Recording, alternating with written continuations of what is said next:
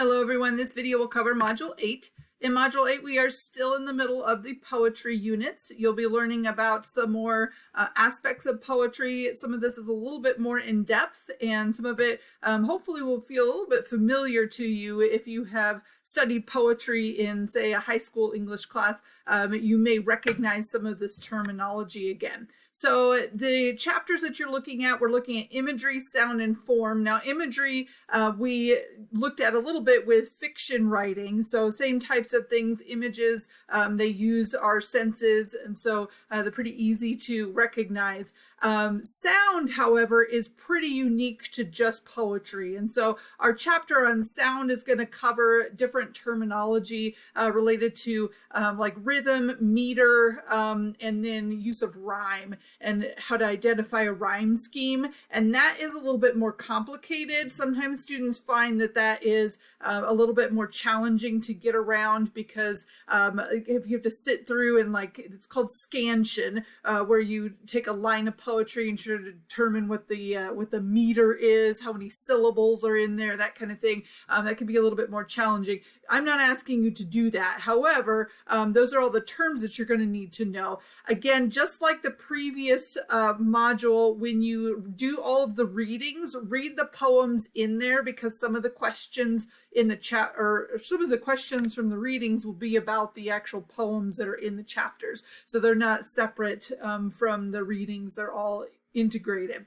The writing assignment that you're going to do for this module is a journal, and it is focused mostly on form, which involves a lot of that stuff from the sound section, because form is determined often by things like meter and then rhyme scheme. So the different forms are two major types of forms, and that is closed form and open form poetry. Closed form are the types of forms that are real specific. So a sonnet, you've probably heard of a sonnet before, a haiku, but we also have a bunch of different types of forms that can be used. And so if you are interested, there are websites out there that have really great examples, and so you're welcome to use that if you want to. But you're going to look in the book, and the first thing you're going to do is find a closed form poem to do just a personal reflection on. So like a good sized paragraph. I'm looking for your response. What do you think of it? What do you like, dislike about it? Why do you think the poet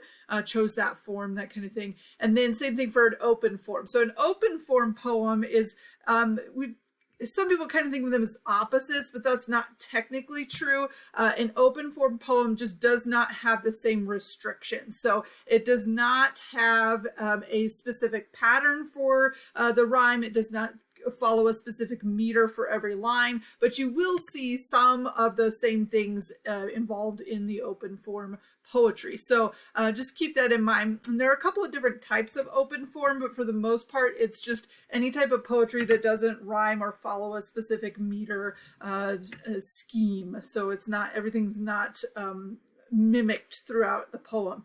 So you're going to choose an open form poem, and again, tell me, what you think of it. It's all personal response. I just want your own opinions about it. It does not need to be anything that you're like trying to write an analysis for, or like an essay for. I just want your own personal response for it. Then you're going to use those forms to write your own poems. So your first poem is going to be a closed form poem. Make sure you tell me the type of form that you are using so that I know whether or not you did it correctly, because I'll go through and I'll count the syllables and everything. As long as it looks like you're at least attempting to do it correctly, I'm not going to take off any points, but it is it's supposed to be a challenge for you. A lot of students will pick a haiku, which is totally fine because haiku are short.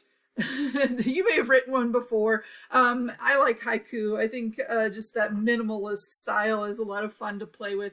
But anyway, so you're going to choose a form and write a poem using that form, and then I'm the only person who's going to read this poem. So if it is the worst poem you've ever written in your life, that is totally fine. If you're struggling to come up with something, you know, write a poem about your sock, about your window, about your bedroom. It doesn't matter, about your dog. It does not need to be a beautiful poem. It just needs to be a poem that follows the form. Same thing with your open form poem. This may be the first poem you've ever written before in your life, and that is completely fine. All I want it to be is in your own, you know, authentic language. I want it to be your own poem. It can be silly, it can be serious, it doesn't matter. If you've never done any kind of creative writing before, you know, think of some emotions or something to help you get into. A lot of poems are about things that are personal to us, so maybe a personal experience. The main thing that I want is for it to be your own writing. I don't want you using an AI for this. I mean, you can check your grammar or whatever, but really most grammar rules don't apply to poems anyway, so I just want it to be your own. And this is why it's not a discussion board. It's just a personal writing, and you're going to just turn it in and get your credit for doing it if you do it. So those are the two things that'll be due in this module. And then you also have the option to do a midpoint survey. The midpoint survey is because we are at the half point of the semester. So we will have another 8 weeks after this point. And so it's just to kind of gauge where you're at right now. If you have any questions, you can include them in the survey, but you do get 5 points extra credit for taking the survey. And if you have any issues, have any questions, or having trouble with anything, make sure you send me an email. Otherwise, have a great week.